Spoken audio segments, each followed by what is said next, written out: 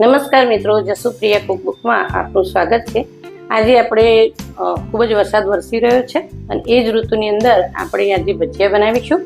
વડીલો બધાને ભાવે એવા ભજીયા। આજે કારેલાના ભજીયા હું બનાવવાની છું। કારેલાના ભજીયા બનાવી છતાં પણ તમને કડવા લાગશે નહીં અને ખૂબ જ સરસ લાગશે એવા ભજીયા આજે આપણે બનાવીશું। તો ચાલો બનાવીએ કારેલાના ભજીયા। મિત્રો, આપણે અહીંયા આ રીતે કારેલા લીધેલા છે, 8 કારેલા છે અહીંયા। તો આપણે એને છોલી લઈશું, ઉપરથી છાલ કાઢી નાખવાની છે। આપણે અહીંયા બે બાજુથી આવી રીતે લીટા નીકાળી દઈશું અને આપણે અહીંયા છાલ નીકાળી દેવાની છે। અને આ રીતે આપણે બધા જ કારેલાને ઉપરની આ જે કકરો ભાગ છે એ આપણે નીકાળી દેવાનો છે। તો આ રીતે આપણે બધા જ કારેલાને સરસ રીતે નીકાળી દઈશું અને એને પછી આપણે આ રીતે વચ્ચે કાપું મૂકી દઈશું। અત્યારે બી હોય એટલે એના અંદરથી ખાલી બી જ કાઢવાના છે આપણે અંદરથી। તો બી આપણે આ રીતે કાપું મારી અને બી નીકાળી દઈશું બધા જ। આ રીતે કરશો એટલે એના બી નીકળી જશે। આપણે જે બટાકાનું જે માવો છે એ આપણે અંદર સરસ રીતે ભરી શકીએ, એટલે માટે આપણે એના બી બધા જ નીકાળી દઈશું। એક પણ બી આપણું છે નહીં। બધા જ કારેલા આપણે આ રીતે તૈયાર કરી દઈશું। તો મિત્રો, અહીંયા આપણે 300 ગ્રામ ચણાનો લોટ લીધો છે, ગાય ચાપ બેસન છે, એને ચાળી લીધું હતું મેં અહીંયા, જેથી કરી અને ગાંઠો ના પડે। હવે આપણે એની અંદર મીઠું નાખીશું સ્વાદ અનુસાર અને આપણે 1 ચમચી મેં અજમો લીધો છે, એને આપણે સરસ રીતે મસળી દઈશું, જેથી કરીને એની જે ફ્લેવર છે એ સરસ રીતે આવી જાય। તો આપણે આ રીતે એની અંદર અજમો એડ કરી દઈશું, મિક્સ કરી દઈશું। મિત્રો, આ આપણે કારેલાને ડીપ કરવા માટેનું ખીરું બનાવી રહ્યા છીએ। તો સરસ રીતે મિક્સ થઈ ગયું છે અને એને આપણે ધીરે ધીરે પાણી રેડી અને આપણે સરસ રીતે મિક્સ કરી દઈશું। એકી સાથે પાણી ધોઈ નાખવાનું, નહીં તો પેલા જે ગાંઠા પડી જાય છે ને એ સરસ થતો નથી અને જ્યારે આપણે જે ગાંઠું પડે એને ભાગવા માટે આપણને ખૂબ જ તકલીફ પડે છે, માટે આપણે ધીરે ધીરે પાણી રેડી અને આ રીતે મિક્સ કરતા જઈશું।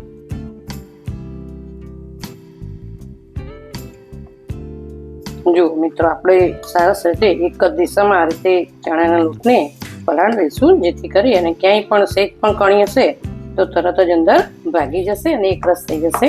ચણાની કોઈ પણ આઈટમ આપણે બનાવીએ એની અંદર ખૂબ જ પ્રોટીન હોય છે અને એ જે પચવામાં પણ સારું જ છે લોટ અને આપણા સ્વાસ્થ્ય માટે પણ પ્રોટીન જરૂરી જ છે। તો આપણે વીકની અંદર 2 વખત તો આપણે ચણાના લોટનો ઉપયોગ કરવો જોઈએ। જો આપણે ચણાના લોટમાં બધો જ લોટ સરસ રીતે મિક્સ થઈ ગયો છે, આપણે જે રીતનું ખીરું આપણે જોઈતું હોય એ પ્રમાણે બનાવીશું। કારેલા ડીપ કરવા માટે આપણે એ પ્રમાણેનું ખીરું એને બનાવીશું અને એક સાઈડ મૂકી દઈશું।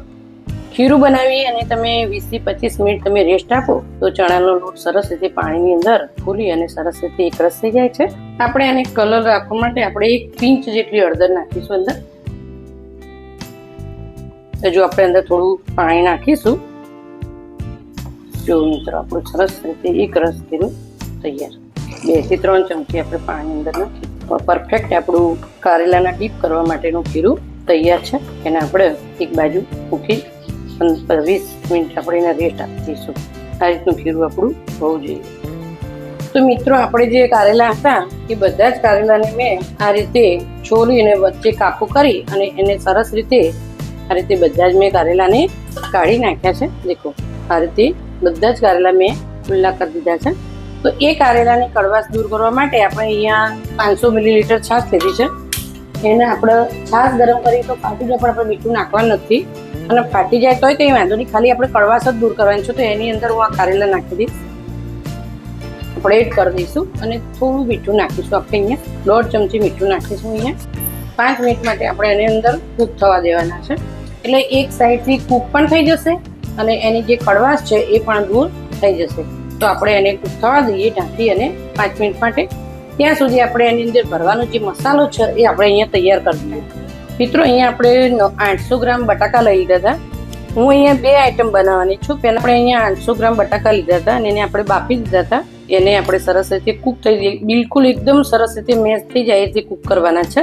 અને 800 ગ્રામ બટાકામાંથી હું અડધા બટાકા જે આપણે સ્ટફ કારેલાના ભજીયા બનાવવાના છે એના માટે ઉપયોગમાં કરવાની છું અને બીજી આઈટમ હું બનાવીશ એની અંદર હું અડધા લેવાની છું, પણ મસાલો હું એક જ બનાવવાની છું, એટલા માટે હું અહીંયા એડ કરી દઈશ।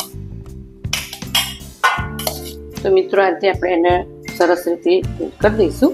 ને 800 ગ્રામ આપણે લીધા છે અહીંયા, કે 400 ગ્રામ જેટલા બટાકા. આપણે આનો કમ્પ્લીટ અડધો મસાલો આપણે કારેલાના સ્ટફ ભજીયા માટે ઉપયોગ કરીશું.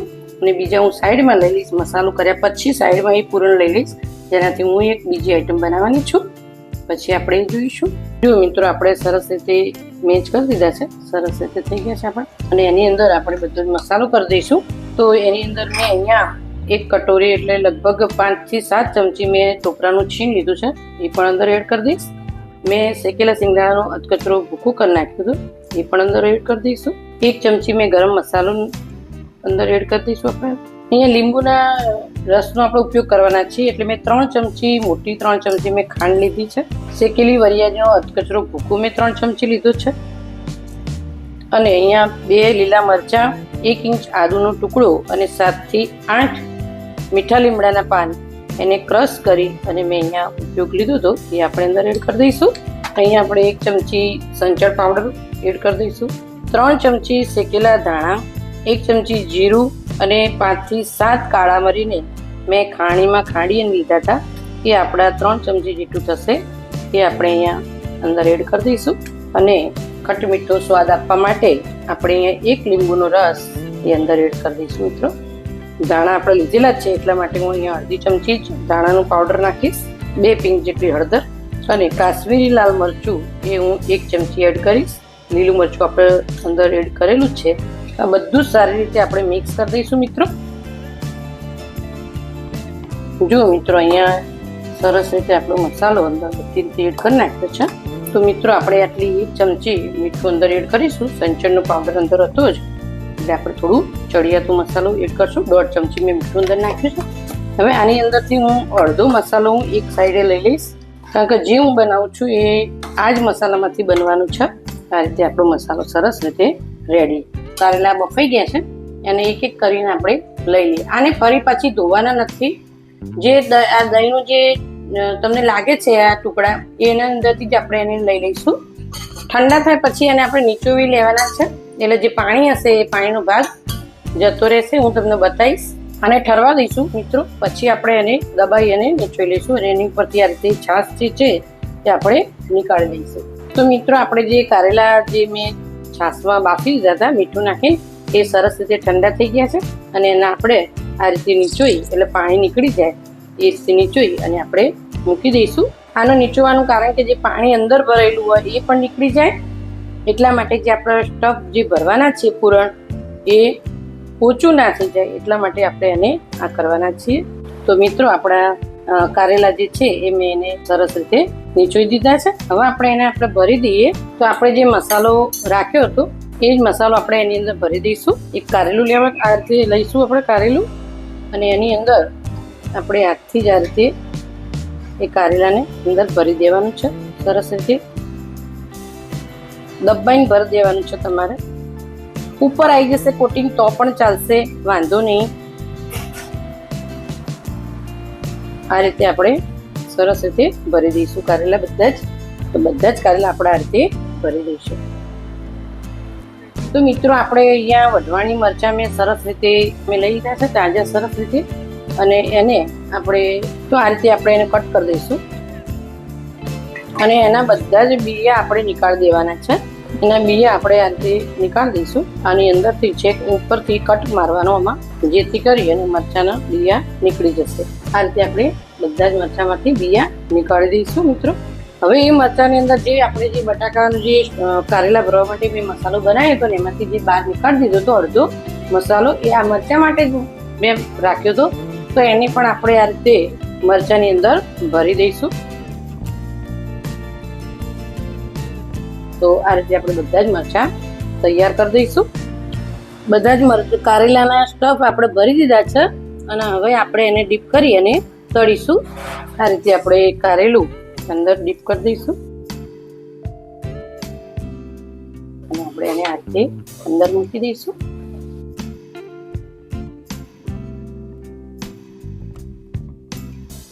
આપણે કારેલાનું જે સ્ટફ ભજીયા બનાવ્યા છે એને નીકાળી દઈએ. તો આ રીતે નીકાળી અને આપણે આ રીતે કાઢી લઈશું. મિત્રો, આ રીતે બધા જ ભજીયા આપણે તળી લઈશું. જે મિત્રો, આ રીતે આપણે ડીપ કરી અને આપણે આ રીતે મૂકી દઈશું અંદર ધીરે ધીરે. આપણા મરચાના ભજીયા આપણે અહીંયા સ્ટફ કરેલા વઢવાણી મરચાના ભજીયા પણ આપણે અહીંયા રેડી કરીએ છીએ. સરસ રીતે આપણા ભજીયા અહીંયા તળી રહ્યા છે. જો મિત્રો આપણું સ્ટફના મરચાનું ભજીયું પણ તૈયાર. મિત્રો આપણે એને સર્વ કરીએ. આ કારેલાના સ્ટફના ભજીયા બનાવ્યા છે, સરસ બની ગયા છે ભરી. અને અહીંયા આપણે મિરચી વડા બનાવ્યા છે, એ પણ સરસ રીતે બની ગયા છે. અને એના માટે એની જે ચટણી છે એ અહીંયા બેસનની મેં ચટણી કઢી બનાવી છે, એ પણ અહીંયા રેડી જ છે. જોઈ લઈએ આપણે સરસ રીતે એને કટ કરીને પણ તમને બતાવી દઉં. એ કારેલાના ભજીયા અંદરથી કેવા છે, સરસ રીતે ઉપરથી દેખો અંદર આપણે મસાલો ભરી દઉં અને તમે ચાખશો તો પણ તમને લાગશે નહીં કે કારેલાના ભજીયા છે. અહીંયા પણ આપણે જોઈએ મિરચી વડા, તો એને પણ આપણે કટ કરી લઈએ મિત્રો. જુઓ આપણું બટાકાનું જે અંદર મસાલો ભર્યો હતો એ, અને અંદર વઢવાણી મરચા, એ આપણા સરસ મિરચી વડા તૈયાર છે મિત્રો. તો તમે પણ આ રીતે બનાવજો. આપણે પ્રિયાને પણ ખવડાવીએ. અમે બધાએ ભેગા થઈ, બંને જણાએ ભેગા થઈને જ બનાવ્યા છે. દીકરી આવી છે, એને પણ હેલ્પ કરી છે. તો દેખો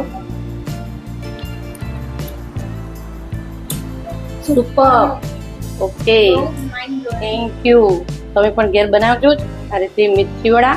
અમારી જસુપ્રિયા યુટ્યુબ ચેનલ ને લાઈક, શેર અને સબસ્ક્રાઇબ કરવાનું ના ભૂલતા. થેન્ક યુ મિત્રો.